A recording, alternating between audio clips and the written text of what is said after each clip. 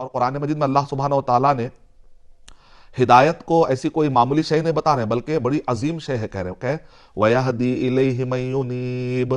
اللہ کس کو ہدایت دیتے ہیں؟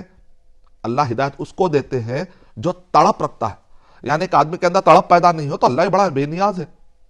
اور مغفرت، معافی مانگنا رمضان المبارک کے اندر، اب اعتکاف میں آدمی بیٹھتا ہے تو الحمدللہ اس کو ایک مغفرت ملنے کا ایک امکان پیدا ہو گیا۔ روزے کی حالت میں ہے، دن میں آدمی روزہ رکھ رہا ہے تو من صام رمضان ایمانا واحتسابا غفر له ما تقدم من ذنبی۔ ایک آدمی اگر رمضان المبارک کے روزے رکھتا ہے ایمان کی حالت میں، یعنی شرک نہ کرے، بدعت کی حالت میں نہ رہے، شرک سے پاک، بدعت سے پاک رہے، اور واحتسابا دکھانے کے لیے نہیں، کسی کے خوف سے نہیں، خالص اللہ کو خوش کرنے کے لیے، تو غفر له ما تقدم من ذنبی۔ اب ساتھ میں اگر توبہ بھی ایڈ کر لے تو اس کے صغیرہ اور کبیرہ گناہ سب معاف ہو جائیں گے۔ اسی طریقے سے دن میں بھی مغفرت، رات میں بھی مغفرت۔ من قام رمضان ایمانا واحتسابا، جو آدمی قیام اللیل کے، رمضان مبارک کی راتیں بھی مبارک، دن بھی مبارک ہے۔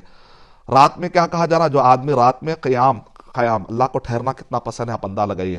یعنی پرانے زمانے میں ایک بادشاہ گزرتا تھا تو گھنٹے گھنٹے لوگ ٹھہرے رہتے تھے، شاید بادشاہ کچھ سن لے، شاید بادشاہ کچھ سن لے۔ یہاں پر اللہ سبحانہ و تعالی ہماری سننے کے لیے اللہ سبحانہ و تعالی تیار ہے، لیکن یہاں پر سنانے کے لیے کوئی تیار نہیں۔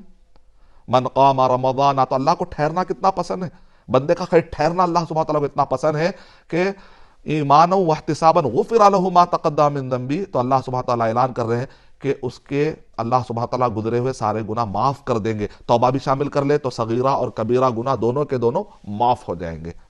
تو اس سے کیا پتا چلا کہ مغفرت، یعنی آبجیکٹو، رمضان مبارک کا ایک آبجیکٹو یہ ہونا چاہیے کہ آدمی ہدایت پائے قرآن اور صحیح حدیث کی روشنی میں، اور وہ ہدایت کا پھر ایک آبجیکٹو کیا ہے؟ مغفرت۔ ہدایت ملنے کا مطلب یہ ہے کہ آدمی اپنی مغفرت کروا لے۔